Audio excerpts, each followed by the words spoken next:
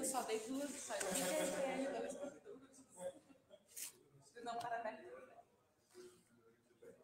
No meu fuso horário, eu tô certo. No fuso horário. Ele desenhou de todo mundo? Para esse nosso último encontro hoje, a ideia é que a gente discuta um pouquinho sobre os processos de acúmulo de forragem que a gente tem nos dois principais métodos de pastejo que a gente tem, que é o contínuo relacionado, o contínuo. E a base da construção do raciocínio de hoje, ela está totalmente centrada na discussão de hoje, num conjunto de textos que eu mandei para vocês, espero depois todos tenham acesso a eles, que é um conjunto de dados do Ricardo, principalmente do Passos e colaboradores, que começa com dois papers muito interessantes, 83, onde ele vai discutir o processo de fisiologia de pastos que são submetidos à lotação contínua, ou pastoreio, eu vou passar disso. Já a gente discutiu, isso é uma questão terminológica, para mim não faz muita diferença, assim, eu só tinha que definir isso como padronizado, né? E ele trabalha em 83 com esses dois textos, que são muito interessantes, 83, e em 84, o Passos vai publicar um trabalho muito interessante também, que não está aí, mas eu recomendo fortemente, que é a implicação do uso de gaiola de exclusão das estimativas de acúmulo de forragem em pastos do Brasil. Eu recomendo fortemente esse trabalho dele de 84, que é quando você libera, então, você exclui uma área do pastejo, as implicações que tem para a estimativa de acúmulo em pastos submetidos a essas condições. Muito relevante também de... Oi? Mas essa metodologia é a mais aceita, entre aspas, para medir acúmulo de... Com gaiola de exclusão, eu diria que é uma das poucas que existem. Porque qual seria outra metodologia? Você fazia a estimativa de acúmulo via fluxo de ciclo, com perfil marcado. Você não tem outra maneira muito eficaz. Então, você usa gaiola de exclusão ou usa fluxo. Ambas metodologias têm limitações, tem falhas, mas ele discorre mais sobre as questões das limitações metodológicas do uso da gaiola de exclusão, principalmente em cenários de pastejos muito severos. Porque quando você coloca uma gaiola de exclusão no pastejo severo, onde normalmente é um estímulo ao perfilhamento, e você exclui essa área do pastejo, então aquele pasto começa a crescer na ausência do pastejo. É como se ele se comportasse como um rotativo que foi severamente furado. Você coloca a gaiola, exclui do pastejo, e você tem então um pasto bem coberto, e ele começa a explodir em crescimento. Normalmente a gente superestima acúmulos usando gaiola de exclusão em pastos severamente desfolhados, e subestima isso em pastos que são muito lenientemente desfolhados. Então, esse é o objeto da discussão dele, desse paper. Não está aí, mas tem aqui, depois eu caminho para mim, e desse espalho, tá?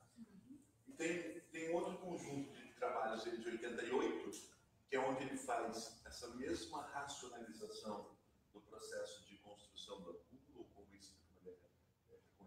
uma base fisiológica para esse acúmulo de passo rotativo e tal. E um paper de 88, onde ele compara, então, essas coisas com o contínuo que ele havia feito em 83 e 88. Né? É um trabalho de clássico, que está aí na literatura para vocês. Associado a isso, tem um trabalho de 83, são aqueles trabalhos dentro dessa área, pelo menos, são aqueles textos que devem ser lidos, que é o trabalho de Birchinghaus, 83. Esse é um clássico, eu diria, sobre lotação contínua. Talvez seja tal. Eu coloquei também um trabalho nosso, recente agora, onde a gente faz uma comparação também experimental, um pouco para testar aquilo que o pasto havia modelado matematicamente aqui no campo. Eu vou mostrar alguma coisinha disso para vocês também. Então, a aula hoje vai girar em torno disso. Tá? Bom, algumas breves considerações sobre as questões terminológicas, né? Apesar de a gente falar normalmente pastejo contínuo, pastejo rotativo, esses termos eles não melhor maneira de empregá-los, usá-los, né? Uma das razões é que, quando se fala pastejo contínuo, uma óbvia conclusão dessa expressão é que animais não pastejam continuamente. Não existe isso, né? Não existe um pastejo contínuo, né? Então, na verdade, a gente tem que falar diferente, né?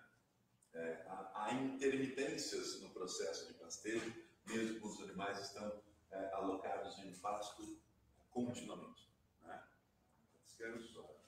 Não há uma atividade de pastejo contínua. Então, na verdade, seria recomendado que a gente usasse algo como lotação. Eu coloquei entre parênteses que eu pastoreio ontem, senão a Fernanda ia me dar uma espetada aqui.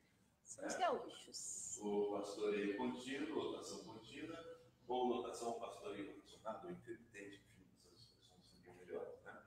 A questão de usar lotação pastoreio, eu confesso para vocês que para mim tanto faz.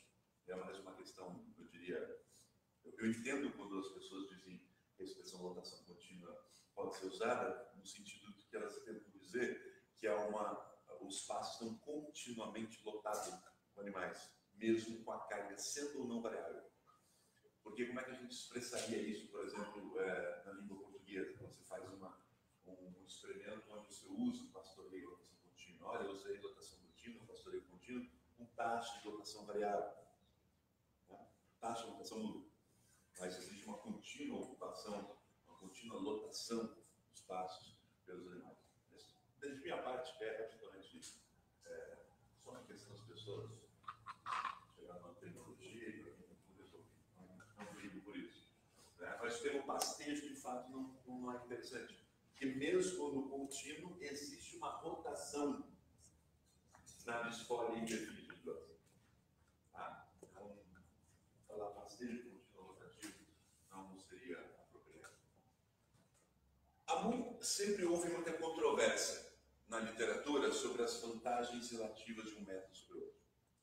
Se hoje isso é algo que não está tão mais em pauta na literatura, eu diria para vocês que na década de 70 e 80 tem uma profusão de artigos, eu diria, que tentam a todo momento comparar os métodos, para tentar entender se é melhor manejar um passo do pastoreio contínuo ou rotativo.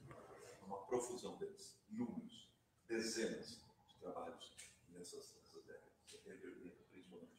Alguma coisa em 90, mas já vai esfriando em 90 isso, e você começa a encontrar muito mais desse tipo de trabalho a partir dos anos 2000.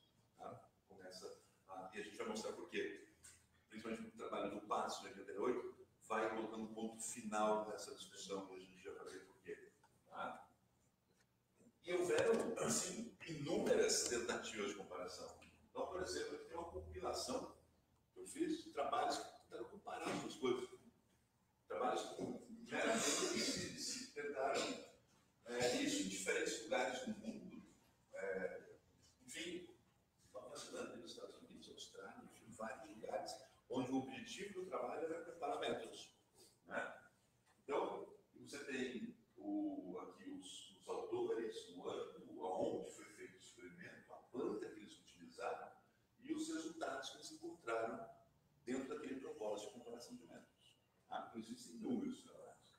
Essa compilação que eu fiz, ela parte de 83, porque até 76 o Manet já tinha feito uma compilação sobre o que havia sido publicado até então. Então, eu peguei o que ele tinha compilado, com que eu compilei de 83, de 76 para cá, né? E a gente somando então, os resultados, enfim, eles levam a resultados que são muito controversos. Não há na literatura, nunca houve na literatura um resultado claro, assim, favorável a um método ser melhor que o outro. Sempre foi muito contraditório, muito controverso. Né? Então, se a gente pegar esses resultados da tabela anterior, com o que o Manet havia feito em 76, dos 40 experimentos, então, que a gente consegue catalogar, que tenta comparar esses métodos, a gente encontra coisas do tipo assim: 10 vão dizer que o rotativo é melhor, 12 vão dizer que o contínuo é melhor, 18 vão dizer que não existe diferença. Então nunca houve, na verdade, um consenso sobre isso. Né?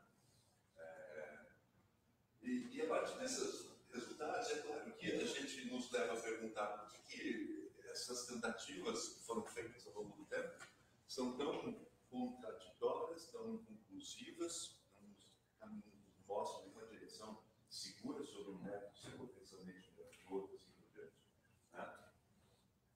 Nós identificamos, se a gente for olhar alguns problemas em relação a esses trabalhos que trataram com esses métodos, primeiro é que normalmente a gente encontra muitos experimentos onde não havia controle algum de estrutura do vaso.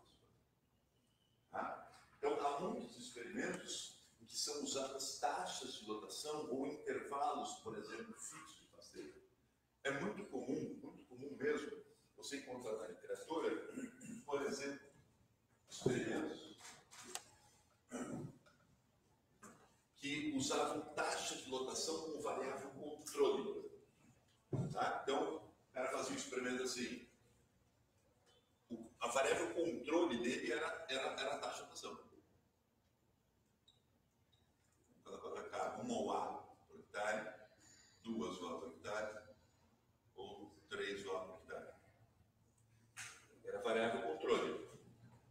Ele colocava isso, animais para pastejar constantemente, continuamente 1 OA por hectare, ou 2 ou 3, ou fazer isso de maneira rotativa.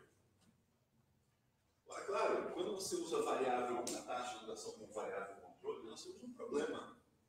Primeiro que nós temos, é impossível ter qualquer possibilidade de repetibilidade, replicabilidade e resultado. Porque o resultado de uma dada taxa de lotação um ano, é simplesmente um reflexo de variável, por exemplo, que está associada ao ambiente, à planta que está usada, onde em um ano, por exemplo, o resultado em desempenho naquele passo pode ser pouco melhor que 2 horas por hectare, mas no ano seguinte, se chove melhor, se as condições ambientais são mais favoráveis, o passo cresce mais, às vezes com 2 watts o passo, você perde o controle da estrutura, porque é uma taxa de rotação baixa, e o desempenho, por exemplo, pode ser melhor com 3 watts. Então, não há como você replicar resultado aonde a taxa de rotação é uma variável de controle. E o surpreendente é que se a gente volta às décadas 60, 70, 80, eu diria, até recentemente, encontrei esse tipo de trabalho publicado assim na Progressive Forest Science, onde a taxa de lotação era variável controle. Então, assim, e você não consegue replicar. Aí você tem que repetir o experimento igualzinho durante 6 anos, 7 anos, para poder afirmar alguma coisa, se é possível, se afirmar alguma coisa e usar a taxa de lotação como variável de controle. Então, era muito comum ter isso, taxa de lotação fixa, como variável controle desses experimentos que estavam com parâmetros, ou mesmo intervalos fixos entre pasteiros, no caso do rotativo. Então, você deixava um intervalo fixo de 30 dias e jogava os animais.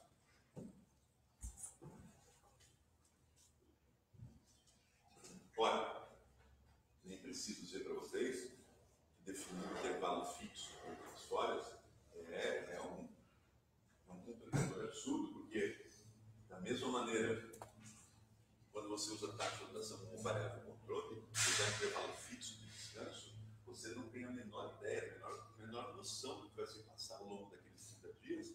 Se daqui 30 dias seu passo vai estar numa condição adequada ao pasteiro, ou vai estar baixo, porque, por exemplo, pode pegar 30 dias no estresse hídrico, que às vezes é pouco, ou pode ser tudo favorável em 30 dias, o passo crescer demais, o animal entra com uma estrutura deteriorada.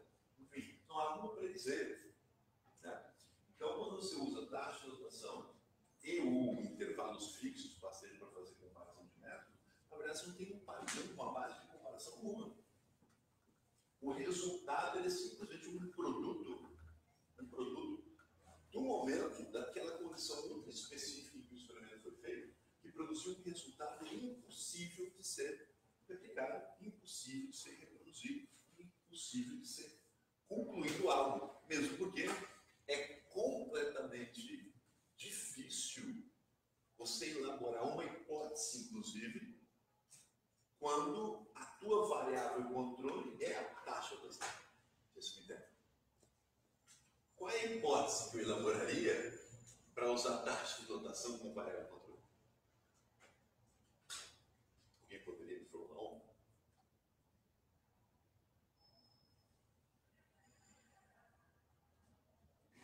Difícil.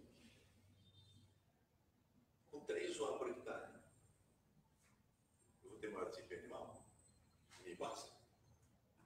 Eu ganho por área, produtividade, quilos de carne produzida por hectare. Naquele período do ano, vai ser maior com 3 horas por hectare. Não tem a menor ideia. Se não tiver, não tem a menor ideia de produzir uma hipótese. Se não tem a menor ideia de produzir uma hipótese, fica completamente impossível produzir uma conclusão. Se eu não tenho uma hipótese, não tem como produzir conclusão.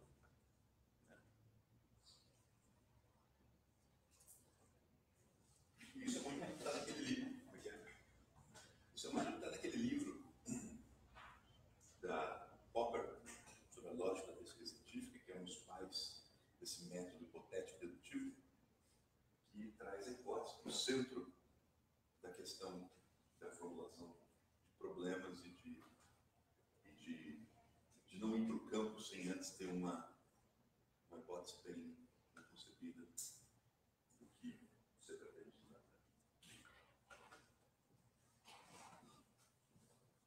Tá bom? Gente, fazer bem com a garganta, como ar-condicionado hoje, não fez muito bem. Uma coisa, é um dia todo na sala hoje, né? Sim. Tá, e outra coisa, quantos mais ou menos são, quantos alunos são mais ou menos total? 20, eu acho, né? 5, 9. É o que tá aqui. Passa em 20, tá? Os 20. 20? Tá, assim, ó, a gente precisa fazer, terminar hoje essa sala, fazer o inventário, né? Inventário em geral, né? E aí, assim, você não quer trocar com nós, mas assim, ó, não precisa ser agora, quando é que fica agora, qual é a hora que vocês vão fazer o intervalo?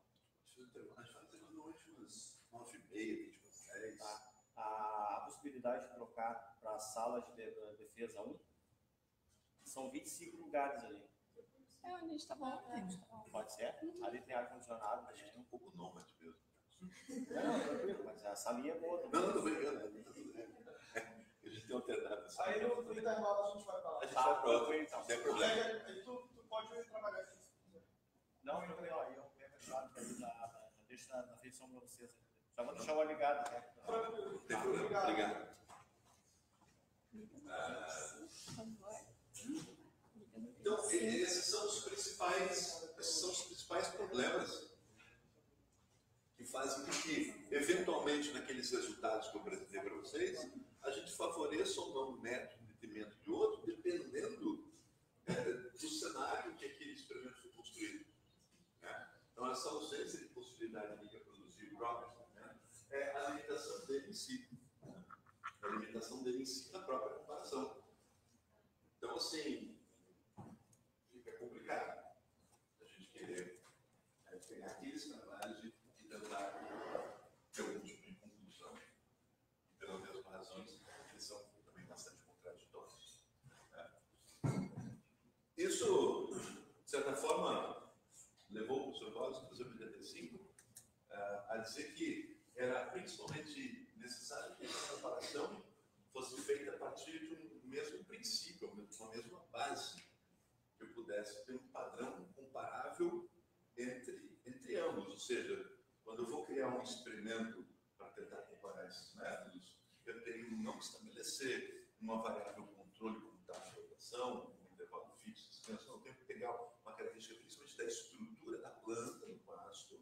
Ele tem que ser meu foco central para poder ter qualquer possibilidade de comparação de métodos, né? E entender esses processos que estão envolvidos no acúmulo, no alongamento, na produção de folhas, na senescência foliar, consequentemente também no acúmulo de espaço. Isso seria uma forma que poderia ser pensado nisso.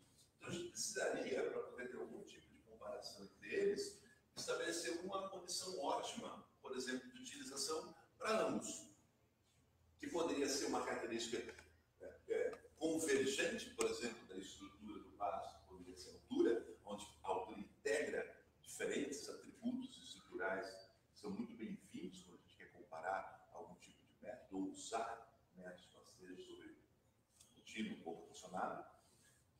O IAF, que é uma lá depois é a variável onde você desemboca com todas aquelas construções morfogênicas estruturais, uma variável estrutural bastante relevante, um centro de captação de energia do sistema para dentro do sistema pastoril, ou mesmo resíduo, para você ter que ter um padrão. Não usar intervalo fixo, não usar participação fixa. Você tem que olhar para a estrutura do teu plano, para a estrutura do passo, e aí sim mostrar que seria ótimo para um, ótimo para o outro, e aí vamos comparar. E existe essa comparação com rotativo, contínuo em condições óptimas também? Então, é para onde a gente vai evoluir, né, a ideia. Né? Normalmente em plantas, isso daqui é um pouco, eu mantenho isso para vocês terem uma ideia. Hoje, é claro, a gente avançou muito nos últimos, eu diria, 20 anos, né? Na pesquisa de plantas forrageiras de clima tropical, mas tradicionalmente a pesquisa com plantas de clima temperado sempre esteve um pouco à frente do nosso entendimento de plantas tropicais, né? Em processos básicos. Tá? Eu mantenho isso até hoje aqui, mesmo que isso tenha mudado, para vocês terem uma ideia, por exemplo, de algumas coisas. Essa aqui é uma compilação usando o Web of Science, tá? Onde a única coisa que eu fiz foi digitar algumas palavras-chave, como, por exemplo, perfilhamento, fluxo de tecidos, fotossíntese, comportamento ingestivo, composição botânica, estrutura do pasto, altura do dossel. Só direi como, sim, eu compilava o que aparecia de trabalhos quando eu digitava essa palavra-chave, certo? Isso foi feito lá, quando eu coloco isso, lembro que isso foi feito há 15 anos, estou ficando velho mesmo, né? Mas eu mantenho isso aqui para a gente ter uma ideia de como a gente se situava lá no início dos anos 2000 em relação ao que havia até então já feito em plantas de clima temperado. Pensando o seguinte, quando a gente digita um termo fotossíntese, por exemplo, para começar, o número total de trabalhos que aparecem quando você digita o termo, por exemplo, Lório Pereira, efeito Pereira da literatura, era de 12.800 citações em 2002. Quando se digitava braquiária, uma planta tropical, as mais importantes plantas diferentes de 4 e as tropicais, no geral, aparecia 470 trabalhos que citavam o termo braquiária brisante. Não é que existiam trabalhos com braquiária brisante, era citado braquiária brisante. Tá? Por exemplo. Então, quando você vai para termos como, por exemplo, fotossíntese, apareceu uma lista de 280 trabalhos dentro de estudos com Lório Pereira, onde o termo fotossíntese era citado, em comparação com 6, 1, por exemplo, com braquiárias. Quando a gente vai, por exemplo, para a altura, que é uma variável estrutural extremamente integradora de vários processos dentro do pasto, até 2002, você digitava essa expressão, por exemplo, a altura do pasto associada com cada uma dessas espécies, você tinha 140 citações para esse termo de trabalhos que você vê e um braquiária, nenhum com legumes, nenhum com pânico. Não era algo, inclusive, que se media até então. Não era algo que era alvo de uma preocupação, o entendimento dessas condições estruturais do pasto. Assim como o IAF, você tinha 80 citações, né? Não são trabalhos com IAF, claro, mas são citações à expressão IAF dentro de trabalhos que foram feitos com a Azevedo Pereira. Enquanto que com 2, com decumbens, então assim, não era algo que era um alvo muito, até então, da pesquisa com plantas forrageiras tropicais. Expressões como a estrutura do pasto, isso não era citado. Comportamento digestivo, não tinha citação desse negócio do plano forrageiro até então. Tá? Composição botânica ou morfológica, você quer fazer, de separação, por exemplo, de componentes, era tudo muito, eu diria, incipiente. Então, existe um processo que até então era muito melhor estudado, muito melhor compreendido, muito melhor entendido até então com o plano forrageiro de clima temperado, particularmente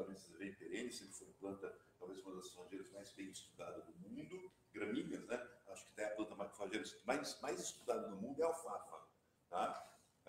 Mas as gramíneas, eu acho que a zerbem perenne é a planta forrageira mais bem estudada do mundo. De leguminosa, certamente a alfafa é. Talvez a alfafa seja a planta forrageira mais bem estudada do mundo.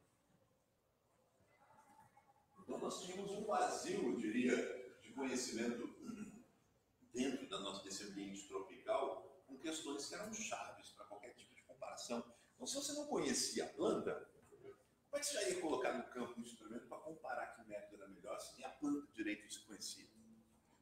Não tinha como fazer um tipo de comparação sem conhecer, pelo menos, básico de como funciona essa planta. Né? Muito bem. Bom, passos sobre notação contínua, eles são clássicos em serem estruturas que normalmente têm uma capacidade muito grande de promover estímulos ao perfilhamento. Isso porque essa manutenção constante dos animais na área promove uma abertura permanente do dossel, o que com essa entrada de luz constante faz com que o passo de notação contínua, de maneira geral, principalmente quando são mais severamente desfolhados, promove um alto estímulo ao perfilhamento pela chegada de luz na base das plantas. Tá? E isso, por exemplo, você pega o passo zerbem perenne, ele chega a ter, quando ele é desfolhado ali bem baixinho, 3, 4 centímetros, chega a ter 18 mil perfis por metro quadrado. Um tífico, com 5 centímetros, vai ter aí às vezes 8, 9, 10 mil perfis por metro quadrado, mantendo esse espaço sempre nessas alturas. Tá? Então, essa estratégia de manejo tem essa característica. No caso de dotação rotativa, parceiro rotacionado, enfim, o que você tem é um estímulo ao perfilhamento que é extremamente dependente da severidade, só que quando a severidade é muito alta, você usa essa entrada de luz que tem na base da planta para toda uma renovação do perfil, que é praticamente toda ela decapitada, ou perdida pela severidade. Desfolha principalmente se tem um pastejo muito infrequente, né? Muito um intervalo de elaboração muito longo. Né? E esses cenários de pastos que estão sendo manejados em pastoreio contínuo, ele, por promover uma boa cobertura de solo, fica um gramado, dependendo do tipo de pasto que você usa, principalmente espécies sonoríferas, como tífico, como capulho. Né? Isso passa uma falsa impressão, por ele estar bem coberto o pasto, que você tem ali altas taxas de fotossintética, quando a cobertura é muito grande do pasto.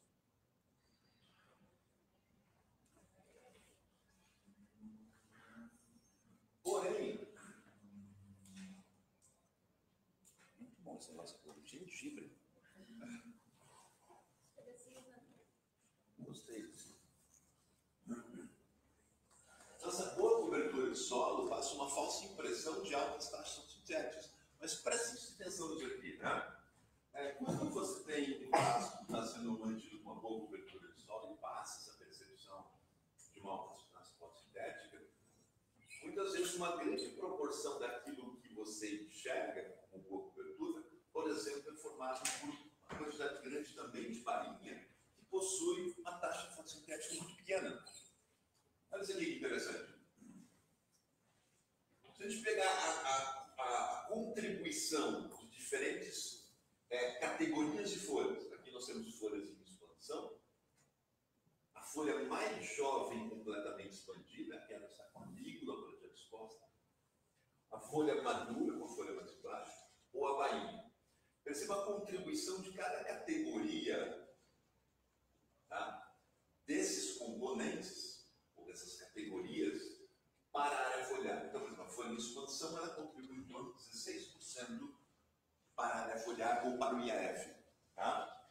Enquanto que a folha mais jovem, completamente expandida, 26%, e folha madura, 20%, e a bainha, 37%. Então, a bainha, no caso do passo de veio mantido próximo ao F de 1, baixo, ela vai contribuir com quase 40% da área foliar, mas contribui apenas com 4% na fotossíntese líquida, que já é aquela fotossíntese bruta descontada da respiração que a gente comentou antes de ontem. Tá?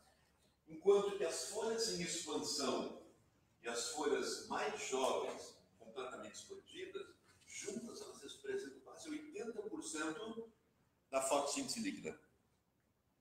Apesar de representarem 40%, 45% da área foliar. Elas contribuem muito pouco para a área foliar, porém contribuem com quase 80% da fotossíntese líquida. Isso tem muito a ver com aquela discussão que a gente começou a ter ontem, que é o fato de que quando você tem folhas, às vezes, que contribuem para o IAF, mas que estão posicionadas muito embaixo do pasto, ou seja, folhas maduras ou folhas velhas, elas contribuem bastante para o IAF. 20% dessas folhas podem contribuir para o IAF.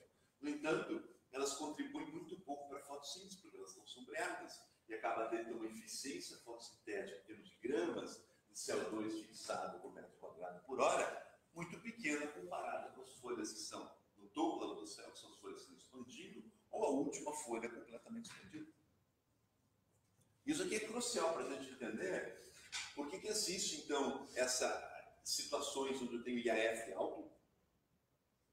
Então, tem um IAF que é alto, porém, nem sempre eu tenho uma eficiência fotossintética nessas condições de passo de IAF alto, que são boas, porque existem muitas folhas contribuindo para o IAF, mas, na verdade, contribuindo muito pouco para a fotossíntese, por conta dessa eficiência fotossintética baixa, principalmente de folhas maduras na base do pasto, ou mesmo das bainhas, que contribuem com a área foliar, quando a gente as usa para medir, e nem sempre a gente mede a bainha para fazer IAF, certo?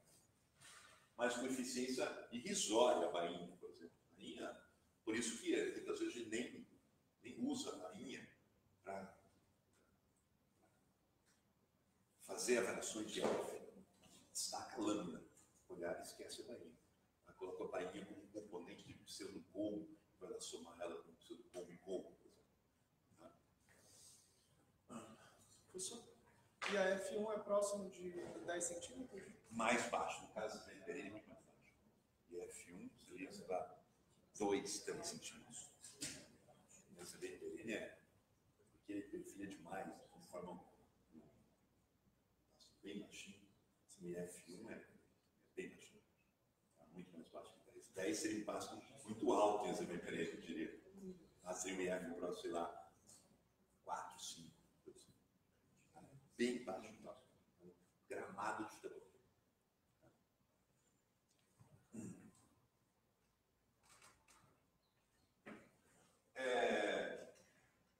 No entanto, nos casos de lotação contínua, existe de fato uma compensação real nesse processo de fotossíntese, porque normalmente as folhas mais jovens que surgem, elas sempre surgem em altas condições de luminosidade.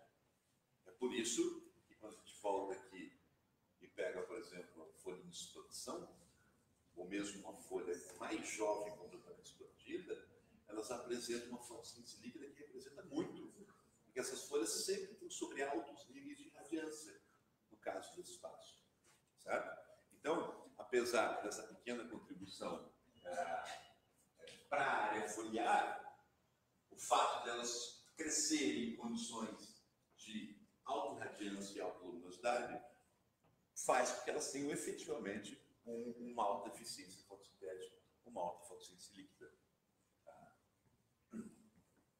E tem diferenças muito interessantes entre passos que são mantidos altos ou baixos no método de rotação ou pastoreio rotativo. Tá? Vamos imaginar esses dois cenários aqui.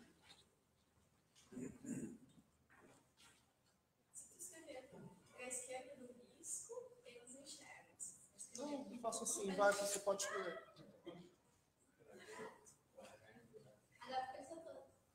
Pode usar todo o quadro, professor, não se preocupe. Pode usar o quadro, porque não estava aparecendo ali. Entendi. Não é só para exemplificar o que é isso daqui. Isso aqui é uma situação de um pastejo leniente, tá? Um IAF, por exemplo, de 3. E aqui um pastejo intenso com IAF de 1. É a mesma ideia de manter um pasto em rotação contínua, pastoreio contínuo, mantido alto. No caso do experimento do vocês lá em Tupã, pensado numa aveia, ou agora você vem, que eu sou popular, manejado com. Mas vai diminuir a altura das aveias. Mas antes era Era Antes aveia era e um mix. azeveia. Antes era aveia e azeveia. Agora é só azeveia. E vai manter essas 10, 20, 30, 40? Por enquanto, sim. Tchau. Mas tudo, beleza. Mas pensando na aveia, que era 10, 20, 30, 40, é como se eu mantivesse um pastejo intenso fosse o 10, por exemplo, e o leniente fosse algo perto de 30. Tá? São diferenças nessas intensidades. Tá?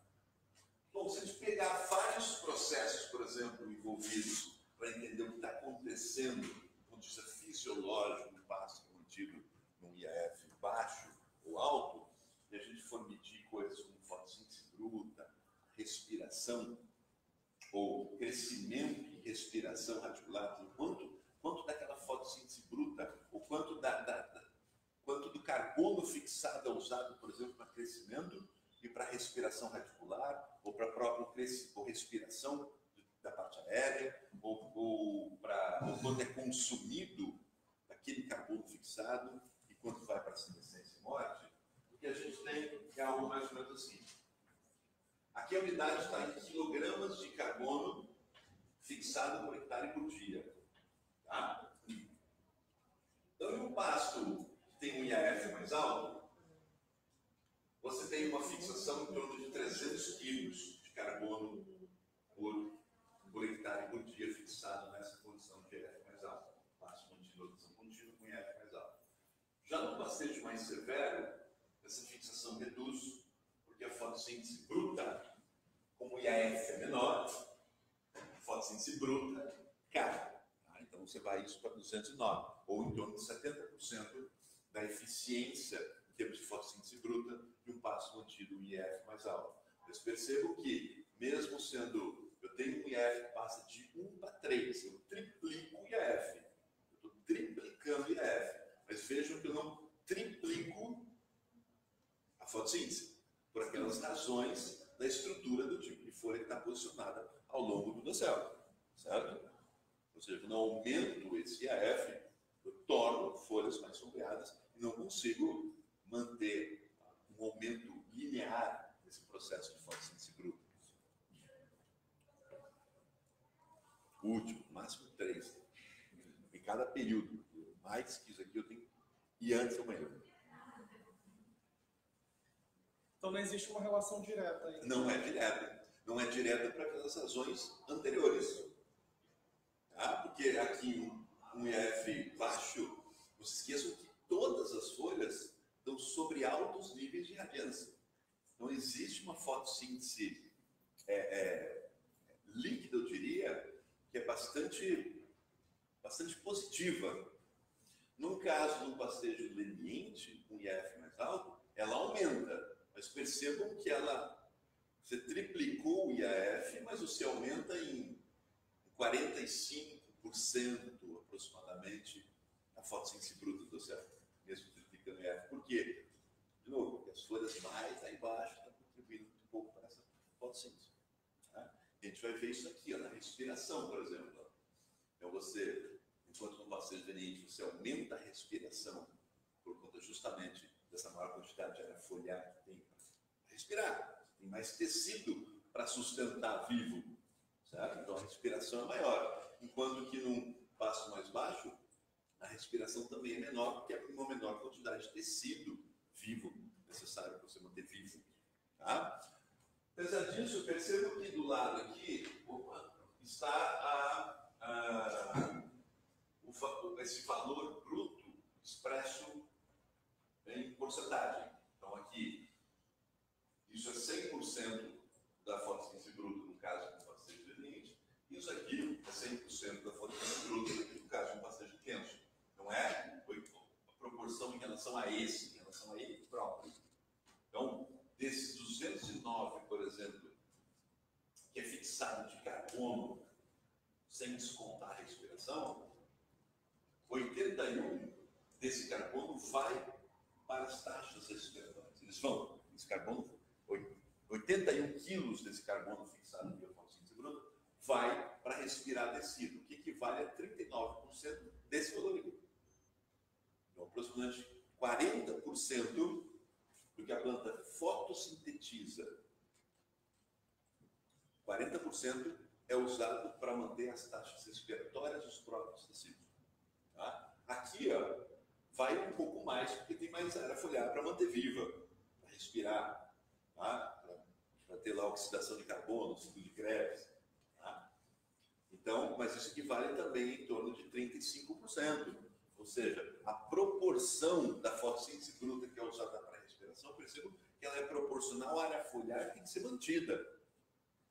Não se vai mais, porque a área foliar é maior, mas com uma proporção daquilo que é fotossintetizado é muito similar.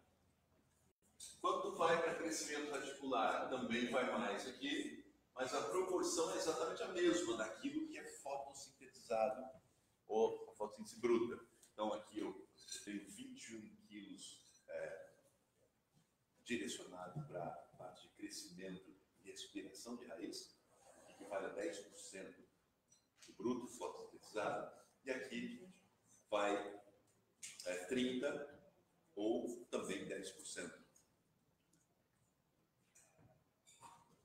Professor, se eu tivesse pastejo intenso com índice de área foliar 3, qual existe?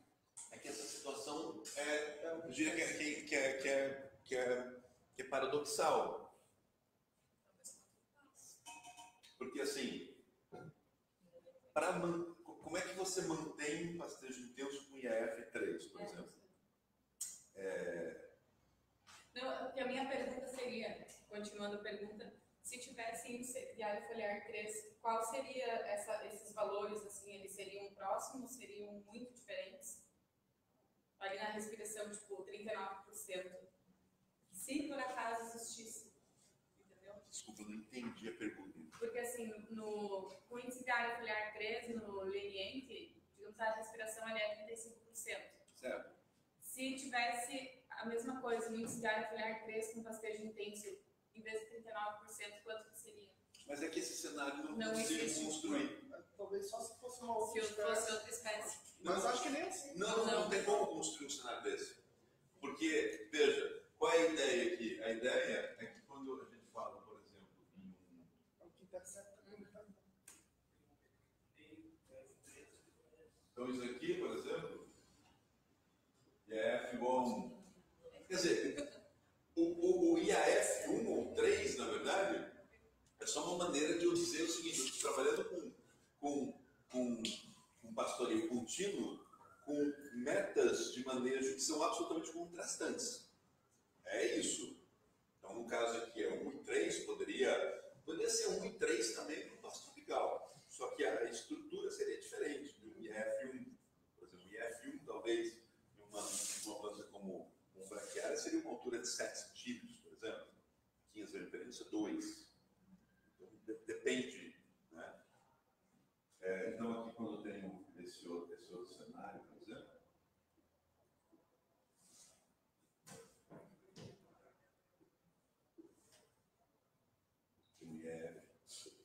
igual a 3, significa que eu estou mantendo esse pasto com uma quantidade constante de área foliar alta. Veja que, do ponto de vista de intensidade, é muito difícil eu falar em pastejo intenso com IF alto, porque a partir do momento que eu resolver aumentar a intensidade do pasto nessa condição, eu vou baixar a altura dele. Então, esse conflito eles se conflitam. Não tem, é difícil, é impossível, eu diria, isso acontecer. Isso normalmente leva a um dado que normalmente é bem conhecido, que é uma relação inversa, por exemplo, entre a manutenção de alturas crescentes de pasto sob lotação contínua e uma relação inversa com a taxa de lotação necessária para manter aquelas alturas. Algo bastante clássico, eu diria. Ou seja, alturas mais altas, a taxa de lotação necessária para manter as alturas mais baixas é sempre menor do que a taxa de lotação necessária para manter um pasto de alturas menores. Claro que isso vai ter implicações para consumo, menos implicações para a produção, como a gente vai ver, forragem, enfim, mas vai ter implicações para consumo, onde eu deixo mais alto, eu maximizo taxas de ingestão e consumo, alturas mais baixas, isso é reduzido, né? Mas aumento da taxa de rotação e assim por diante. Então não tem como, são ideias que elas vão se ligar.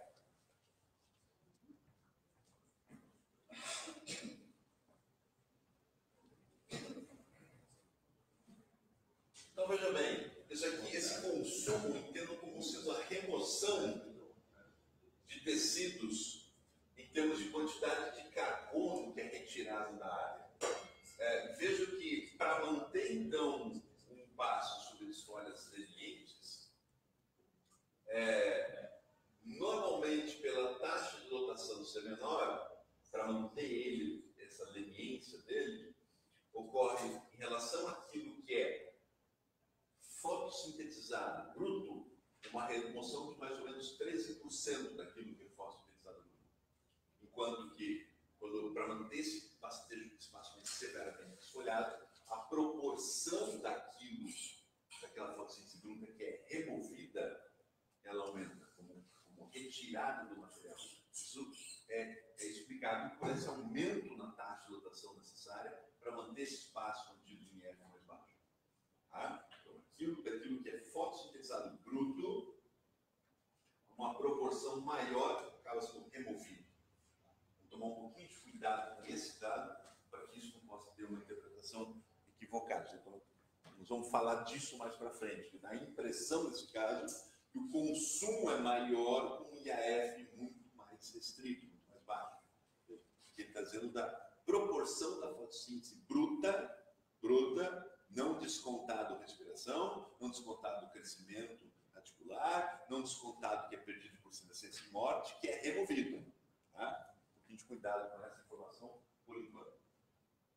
E com um pasto mais lenientemente desfolhado, a senescência e morte de tecidos também aumenta. Porque ao manter o pasto mais alto, notação contínua, então ele é mantido dentro de uma meta de F3, por exemplo.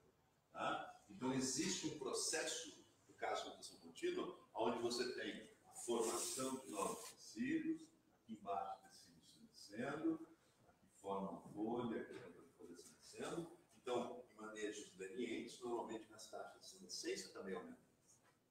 Isso também é um resultado relativamente clássico em passo de rotação contínua. A gente vai olhar um pouquinho mais uma figura do Birch e Hodgson, que mostra isso bem de maneira bastante cristalina.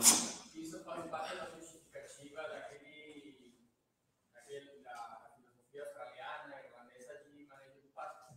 Evitar esse tipo de senescência. Exato. Essa, na verdade, tem sido a justificativa para muita gente para manejar pasto severo. Infelizmente. Assumindo a qualidade. Como se a senescência fosse ruim. Porque na cabeça de muitas pessoas ainda impera o fato de que essa folha que senesce e morre, o fato de eu não permitir que o animal colha ela, eu desperdicei o pasto. Poxa, deixa que o troço voltar para o sistema, deixa que o ser bom também. Mas é assim, você tem razão. Essa questão de minimizar a senescência, ela esteve no cerne da questão, inclusive esse trabalho do pasto em 88, que acaba contribuindo um pouco para isso, que ele tem uma parte do texto desse trabalho, assim, primeira coisa, tá, gente? Isso que é brilhante, tá, esses trabalhos dele. Assim, não longe de mim de ter qualquer competência, inclusive, para fazer críticas a esse trabalho. O próprio Passos, que é um cara absolutamente genial. Né? Só que uma frasezinha dele no texto de 88, em que a partir dos resultados onde ele vai discutir rotação intermitente, rotativo, contínuo, isso aqui, em que ele fala o seguinte, olha só como foi perigoso ele falar isso, que provavelmente está dito, a melhor maneira de você manejar o pasto seria então para minimizar e para controlar a estrutura do pasto por meio de pastejos severos, Aí você não deixaria o corpo crescer? Você não perderia? Essa estrutura não se deterioraria? E que isso deveria ser frequente o suficiente para manter o passo normalmente sempre no IF relativamente baixo. Ele fala isso lá. Tudo bem, isso foi em 88. A gente aprendeu muito de lá para cá. Isso não mancha em nada tudo isso que ele fez. Mas a gente tem evoluído na compreensão desses processos. Né? Porque hoje a gente sabe que isso não é bem assim. Tá? Mas sim, respondendo a tua pergunta, esse fato de ter uma alta senescência com as folhas lenientes, você reduzir a senescência e supostamente aumentar o consumo, ou a remoção, o consumo aqui, né, do carbono fixado, tá? Seria uma justificativa, por exemplo, do porquê, em tese, manter o passo em F mais baixo seria supostamente melhor. Isso foi usado como justificativa. Esses processos aqui, na verdade, eles são corretos, eles operam assim mesmo. Tá? Eles operam assim mesmo. Muito bem. Isso daqui é como funciona, então, todo esse processo, essa dinâmica do crescimento, quando a gente trabalha, por exemplo, com passos planejados, ultimamente, com IAF baixo ou IAF mais. Esse cenário, ele parece, de certa forma, conflitar com as observações do Brogan, que é quem primeiro, ele foi um dos primeiros a dizer que uma condição no qual você maximizaria a taxa de acúmulo fosse aquela na qual você atingisse o ponto de F crítico. Veja, por quê? Por que parece conflitar? Porque esse cenário de F1 com 3 não são cenários em que você tem um passo com IAF, P1 no caso, atingindo um ponto de F crítico. Certo? Então, parece que há um conflito com essas observações que haviam sido reportadas por Brogan lá na década de 50, final da década de 50, começo da década de 60, onde, olha, isso me parece contraditório. Só que a gente tem que entender uma coisa: os experimentos do Brogan para definir ou para criar esse conceito de F crítico foram todos feitos sobre corte ou situações em que o pasto parte de um cenário de um corte severo e é permitido a crescer, ou seja, uma simulação de rotativo. E quando a gente, na verdade, trabalha com pastos que estão sobre pastoreio contínuo, existe uma dinâmica que é completamente diferente, onde o próprio conceito de IF crítico que é proposto por Brogan não se aplica. Não se aplica. Porque essa construção da estrutura da lotação contínua é diferente por conta da manutenção de um dado steady state, de um dado nível de equilíbrio, de uma dada manutenção de uma meta, de um alvo de manejo, quer seja usando altura ou quer seja usando, por exemplo, uma outra variável, qualquer IAF, quer seja usando massa como critério de manejo. Eu posso usar vários critérios para manejar pasto em pastoreio contínuo. Posso usar altura como critério, posso usar uma massa, manutenção de uma massa constante, que é o que o Rodson vai fazer no trabalho de 83. A meta dele foi manter pastos em diferentes massas. Então, toda semana, todo dia lá, 15 dias, eu ia lá, media a massa e fazia ajuste de carga para manter um pasto com 500 kg de madeira seca, com 1.000 kg de madeira seca, com 1.500 kg ou com 2.000 kg. Ou posso usar o IAF, meio, 1,5, 2, 1, 2, 3, 4, vários critérios para fazer isso. Tá? Normalmente a gente tem usado mais recentemente a altura como critério, que é fácil de medir. Tá? Você pode usar outros critérios. E o que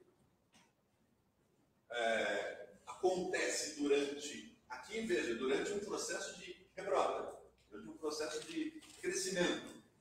Então, imaginando que esse seja o ponto zero, aqui, ponto zero, onde eu acabei de promover uma desfolha severa, ou um pastejo severo, um pasto, nesse caso de lotação rotativa. Tá? Então, conforme o tempo avança, esse pasto vai reconstruindo a área foliar dele, vai aumentando sua fotossíntese bruta. Fotossíntese bruta aqui não descontada na respiração, tá? Fotossíntese mesmo. Assimilação de carbono, só assimilação de carbono, até que chega um determinado momento onde você não aumenta mais a fotossíntese bruta, porque colocou-se área foliar o suficiente, que por sua vez, há uma compensação com aquelas folhas que estão mais embaixas, onde o que se traz de carbono para dentro do sistema, para dentro do vaso, se mantém constante. Né? Aqui, então, se você desconta o que é respirado, a respiração, você vai ter o crescimento ou a fotossíntese líquida. Poderia ser traduzido assim. Tá? Aqui você teria a fotossíntese líquida, descontando a respiração. Então, você tem aqui, a partir de um ponto, perceba que você tem a fotossíntese líquida usada apenas para o crescimento ou expansão de tecido foliar. Por quê? Porque não tem folha para morrer. Você põe um pasto no chão, não se esqueça que existe um intervalo de tempo onde você tem apenas produção de folhas sem senescência. Porque não existe folha para senescer. Foi tudo removido. Então a senescência, ela começa com certo atraso, com certo delay aqui em relação àquilo que é produzido de folha. Nossa senescência, quando ela começa a acontecer aqui, você tem, de certa forma, quanto que é acumulado de forragem. Essa senescência, ela vai aumentando com esse atraso. E se a gente identifica, por exemplo, o momento em que está o IF crítico, a gente tem uma situação mais ou menos nesse ponto aqui, onde você tem taxa de crescimento máximo. Mas isso funciona desde os trabalhos do Brown, Donald, de 61, enfim, em situações de rebrota, em situações de crescimento após um pastejo com corte severo. Isso não opera assim no caso de lotação contínua, de pastejo contínuo. Tá? Não funciona assim. Porque não tem esses atrasos. Não existe em lotação contínua um atraso entre a produção do tecido e o início de senescência. As coisas estão acontecendo ao mesmo tempo. Conseguem entender isso? Quer dizer, não há como ter um intervalo de tempo onde você tenha crescimento com ausência de senescência em lotação contínua. Ambos processos ocorrem concomitantemente, ao mesmo tempo. Então não tem como eu usar esse princípio lá do Brown na lotação contínua. Não tem como. São coisas que não se conversam. Eu tenho que pensar de outro jeito.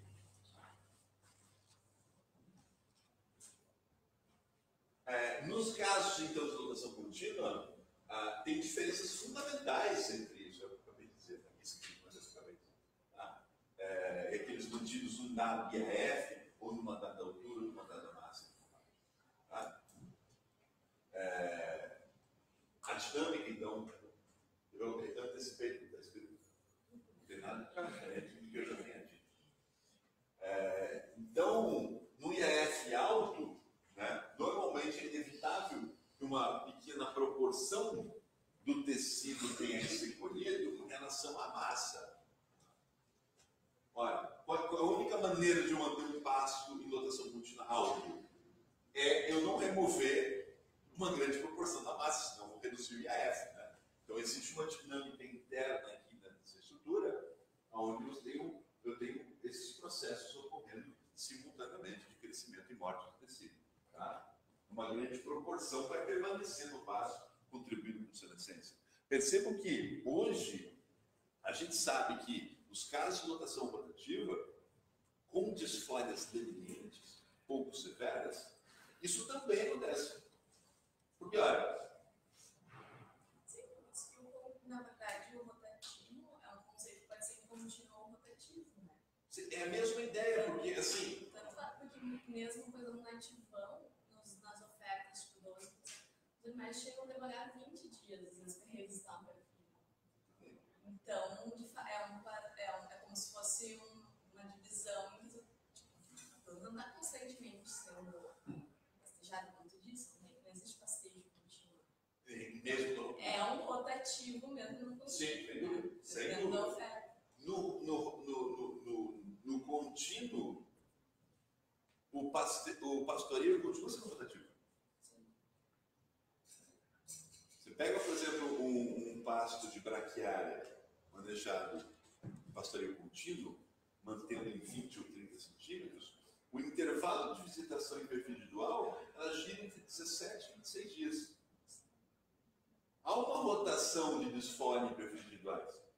Mas o que eu quero dizer é o seguinte, que mesmo em caso de rotativo, com desfolhas lenientes, Tem uma estrutura igual contínua. você tem, exatamente, exatamente, porque você mantém um resíduo relativamente alto que, por não estar acessível ao animal dentro dos próximos ciclos, já que você remove apenas o que cresce daqui para cima, ora, esse material vai desaparecer.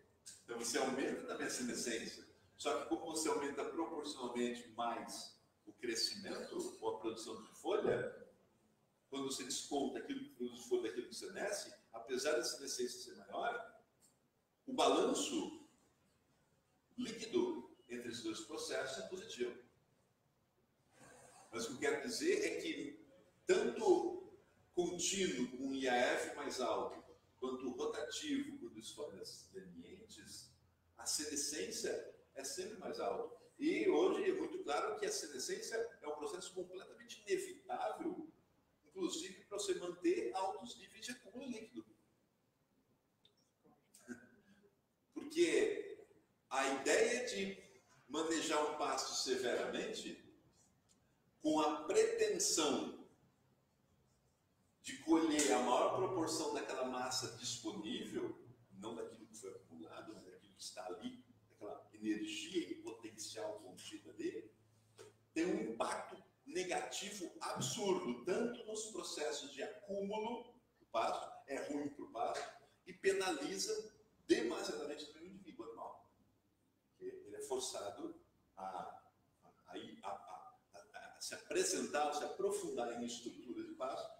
Esse tema, o tema está muito mais, inclusive, dentro do que você já sabe melhor do que eu, onde você começa a reduzir as taxas de gestão, começa a reduzir o tamanho evocado, coisa toda, que acaba penalizando muito o consumo e o próprio desempenho. Mas aí os australianos, por exemplo, dizem que eles estão cientes disso, que eles penalizam o animal, mas aí eles estão cientes, mas aí não se importa, porque falam que o consumo por hectare e a rentabilidade do negócio é maior. Eu queria ter eles falam isso, mas eu queria de fato ter esse dado mostrado por eles. Tem um paper que foi simulação, foi por modelagem, não foi feito por Experimento. eles pegaram dados de N quantidades de fazendas, de propriedades, e simularam. E daí falaram que o consumo individual é antagônico à rentabilidade. Exato. Daí, o que eles preferem? O produtor, o que ele prefere?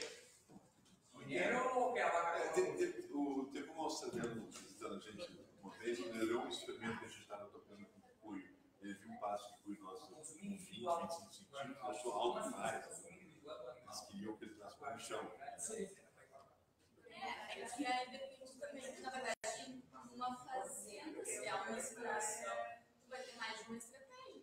Tem categorias que Claro. quer priorizar ganho individual. Claro. Nos 10 anos dele, a cultura temporária foi igual, não tinha rotativo, mas o desempenho individual, Pode ficar. Porque não temos um computador lá. Fica tranquilo aí. Você precisa. Que hora termina hoje? mas não precisa de computador. A gente vai sair na hora do almoço e a gente vai dar um intervalo daqui a pouco. E a gente tem computador, não precisa ter computador lá. A gente usa o nosso. Não, tudo bem. Ah, então tá. Tá, tem problema? Não, de muda então. Pode ser. É porque hoje eu vivi deles, para fazer uma turma. Ah, A gente vai ter que fazer só um novo. O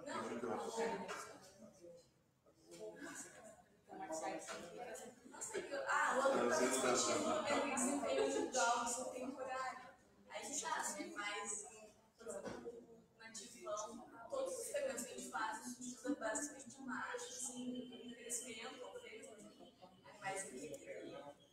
Pode ter uma maior diferença, né, e conseguir contrastar tratamentos. Mas também vai ter alguns animais, às vezes, que precisa priorizar desempenho individual. E aí a estratégia é diferente. Claro. Então, tipo, essa coisa do ganho por hectare, depende, se tu tá só fazendo recria, sim, tu tem que priorizar desempenho por área. Mas, dependendo do que tu faz. Leite. É uma praga. Sim, sim. Eu diria para vocês. Os caras também têm quantidade. Não, mas A Irlanda usa assim também. A Irlanda é lugar que passa o chão. Nova Zelândia foi passa o chão. O que eu queria de fato era comparar nesses cenários que vocês lá, que é o que eu não achei, se vocês tiverem essa informação, que eu agradeço,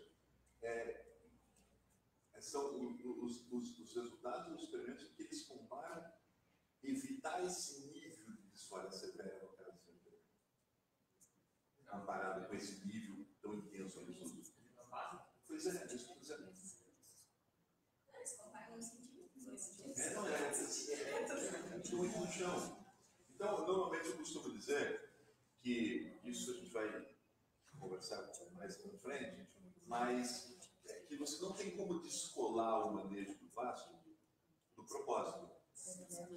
E, na verdade, também depende do que é o que está remunerando o vaso. Vai priorizar a planta, aí vai defender uma coisa. Claro. Então, acho que também tem muito esse entendimento, né? Porque até agora a gente fala muito da questão do vaso. Sim, mas a altura, por exemplo, não é só porque é mais fácil, é porque ela tem a ver com taxa de ingestão. Ela integra, ela é uma integradora de vários processos. Sim, muito mais que massa do que qualquer outra coisa. Então, O IF é muito ruim, quando eu chamo. O IF é um conceito que tu não aplica, não usa. não, mas tipo, a altura não é só a facilidade, né? Na verdade, aquelas coisas são taxas de ingestão e aí, quando tu coloca o animal, muda muito tudo isso. Né? Quem é a prioridade, né? Que bom, infelizmente, produz mais fácil no rotativo, mas a hipótese inicial era sobre o animal. E podia ser que o pasto tivesse que ser replantado todo ano, inclusive. Desde que isso garantisse. Mas, felizmente, isso foi compatível com todo o Como manter um acúmulo alto. Então, mas esse acúmulo mais alto é o que a gente vai tratar por diante, é como você tem uma flexibilidade grande de manejo usando escolhas lenientes, onde o acúmulo é inalterado. Na verdade, aumentado, maximizado pelas nossas. Não, mas o acúmulo foi maior. Maior comparado com o quê? Com o vazando. Sim, mas o que eu quero dizer, o que eu quero dizer é que um cenário assim, Fernando, por exemplo, o que você está me dizendo é que a comparação que você tem é uma comparação de uma desfolha leniente, assim, por exemplo, uma altura, por exemplo, eu tenho uma altura de 20, você vem, e você está me dizendo que baixou esse vaso para 12. E você compara isso com o quê? Com 27,5. 27,5. Então, você está comparando uma severidade de 40% aqui, uma severidade de 75% aqui. O que eu estou dizendo para você... O que eu estou dizendo para você, Fernando, é que se a gente usa uma comparação diferente, por exemplo, onde eu não quero empregar uma desfolha severa, eu quero manipular a minha meta pré, com a mesma proporção de desfolha. É isso, por exemplo, tirar isso da jogada e eu fazer algo assim, por exemplo. Vamos imaginar para o AZV isso, algo que eu vou mostrar para vocês, a gente tem para o Picuio, e que eu já sei que funciona da mesma maneira com braquiária, por exemplo. É pegar, por exemplo, um AZV, colocar ele de 15 e trazer com a mesma proporção de desfolha para 9, pegar ele com 25 e trazer com a mesma proporção de desfolha para 15. O que eu estou dizendo é que nesses cenários de desfolha leniente ou virtude grande de meta pré, o acúmulo é igual. Sim, assim é. Entendeu? A planta vai. ela tem mecanismos para tamponar o processo de acúmulo. Exatamente. Exatamente. Então, é claro que existe uma condição que mais favorece o processo de ingestão e consumo para gerar alto desempenho, maximizar o desempenho do indivíduo. Porém, como o acúmulo não é modificado, podem existir cenários que eu possa trabalhar com amplitude de uso, por exemplo, um pouco mais baixo, quando o meu propósito não está ligado, por exemplo, com maximização de desempenho. Por exemplo, quem faz pecuária de cria. Quem tem vaca seca na propriedade, onde o foco não é maximizar o desempenho, certo? E por que eu posso fazer isso? Porque nesses cenários de pastejo um pouco mais baixos, em detrimento ao consumo, eu tenho uma variável que eu consigo aumentar, que é a taxa de rotação. Por quê? Porque o consumo cai, já que o acúmulo é o mesmo. Então, se o acúmulo é o mesmo e o consumo individual cai, uma resposta disso é que eu consigo ter mais taxa de rotação. Para um pecuarista de cria, que o produto é o bezerro, ora, o que ele preferiria? Eu quero ter mais vaca, porque o meu produto vendável é o bezerro. Então, agora, quando você tira isso da jogada, não vou comparar isso, tá? E vou comparar exatamente com o cenário que você sugeriu. É usar ele mais alto e colocar uma história muito severa, tá? Muito severa. Aí eu concordo completamente com você. Aí eu estou trabalhando com um cenário que é indesejável sobre qualquer aspecto. Porque é um cenário que eu penalizo acúmulo, eu penalizo desempenho. Quer dizer, isso aqui, em tese, ele é um método que não deveria ser usado, porque ele não é bom para ninguém. Né? Não é bom para ninguém. Mais difundido. Nós temos um caminho longo. Tudo assim, concordo. Mas essas penalizações ocorrem pelo rebaixamento, não pela altura inicial. Pelos dois. Pelos dois. Mas, por exemplo, esses 27 centímetros de entrada no ACV anual, na teoria é um ponto que coincide com 95% de interceptação luminosa.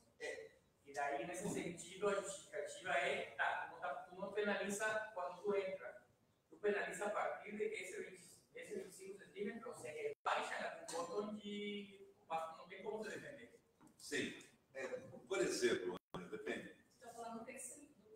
Sim. Parte vegetal, não é? Sim. A parte vegetal vai ser penalizada, eu acho, não pela entrada tão alta, que na realidade não é tão alta, é o ponto de 95% de interceptação luminosa. Calma lá, espera um pouquinho. A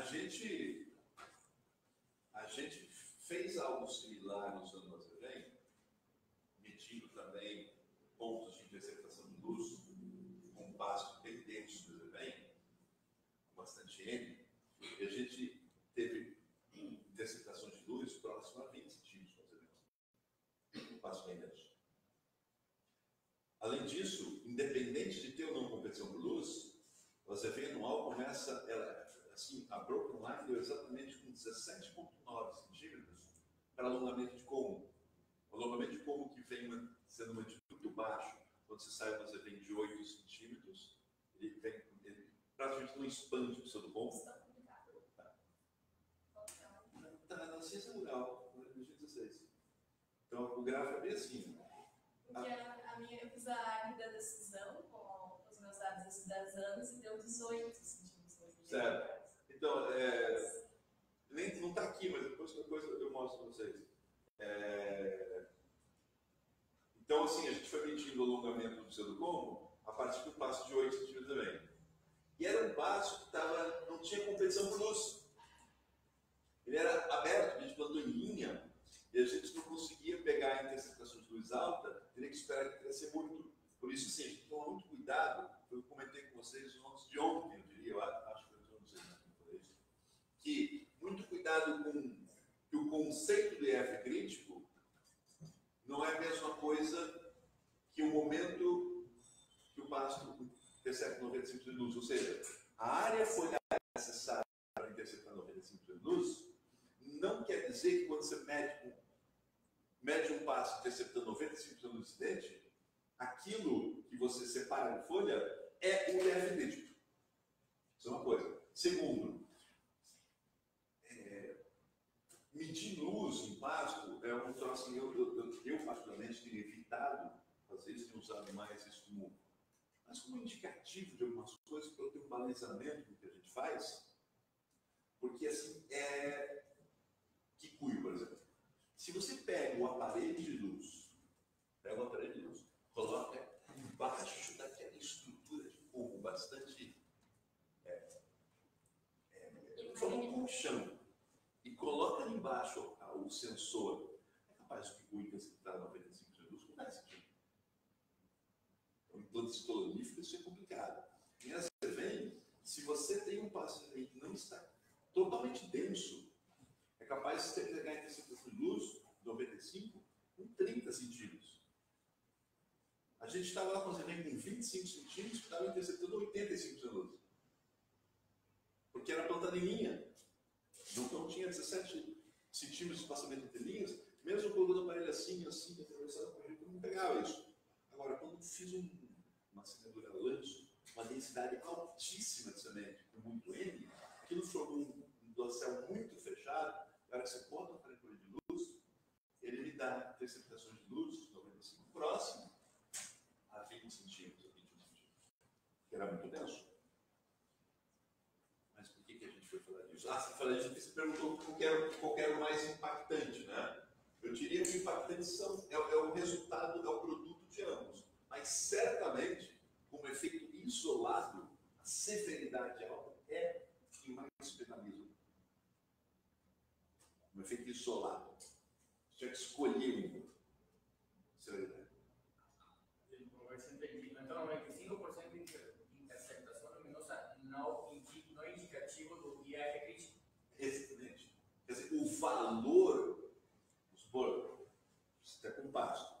Você pega o aparelho, né, de luz de baixo, de cima, não sei o que e tal, está interceptando 95% da luz. Então você corta aquela área, vai para o laboratório, separa a folha, pública, não sei o que, e estimula a F. Veja, que apesar do pasto estar interceptando 95% da luz, aquele F que você mediu não é o correspondente ao F crítico. Porque o aparelho não está interceptando, não são apenas folhas que o aparelho entende como sendo interceptando luz. Existe folha morta que não está contribuindo para o F, existe como que não está contribuindo para o F. Então aquele valor de F não é o crítico. Considera que a densidade influenciaria mais que a altura. É o posicionamento do próprio aparelho, se você tem muita folha morta, por isso sim que a interceptação de luz, ela às vezes é mais efetiva em a gente usar como algum critério, por exemplo, num pasto que pode ser exitoso, e planta ciclonífera, por exemplo, é muito complicado onde você posiciona o sensor. Olha esse gramado de futebol aqui fora. Olha, ele está interceptando a luz, né? Ele está com 3 centímetros, certo? Então, são alguns cuidados que tem que ter para estimar isso. Né? Mas, então assim, eu acho que a altura, na verdade, ela acaba integrando melhor tudo isso, independente da questão da interceptação de luz. Independente. A altura em si é uma variável estrutural chave mais importante do que a altura correspondente ao momento em que o passo interceptou esse luz. Vocês estão me entendendo? Certo? A altura em si, independente de qualquer aspecto, integra melhor as características que estão associadas com o processo de produção de forragem básica, os processos de taxa de gestão do fundo, com o consumo e assim por diante, porque a própria altura correspondente a um IF crítico. Apesar de servir como um balizador, eu diria, para você ter um número de referência, quando você não parte de um nada. Você parte de um nada, não tem uma ideia, né? Se for lá e mede luz, está vendo que está interceptando 90% da luz, legal, essa é a altura, então eu posso, em torno desse ponto aqui, trabalhar com algum critério no momento. Né? Tá? Então, é claro, com severidade alta de desfolha, aí você arrebenta com ambos, né? Potencial de produção de pasto, potencial de produção dos animais. uma reflexão que acho que vale a pena ter é quando você manipula a meta pré, mas mantém uma severidade moderada. Essa é uma reflexão que eu acho que eu fazer. Nesse caso, você tem um certo tamponamento muito eficaz do sistema, porque você vai ter um limite de resistência inferior, onde de fato não dá para passar. Né? Mas existe uma amplitude, assim como acontece na operação contínua, onde o rotativo também mantém estável a posição de fluxo. Esse é algo que eu quero trazer para a nossa reflexão ainda hoje, né? Sem dúvida, faz parte dessa discussão de hoje. Tá? Fazemos o intervalo? Segunda mudança. Oi? A gente muda de sala agora, né? Paulo tá chegando aí. Ah, é? Vai assistir tua aula. Oi? Vai assistir tua aula. Ah, tá. A gente muda de sala, né? Tá, vamos logo, a gente já. Liberamos aqui e depois vamos. Intervalo, voltaremos. Ellen, tu tá assistindo a aula?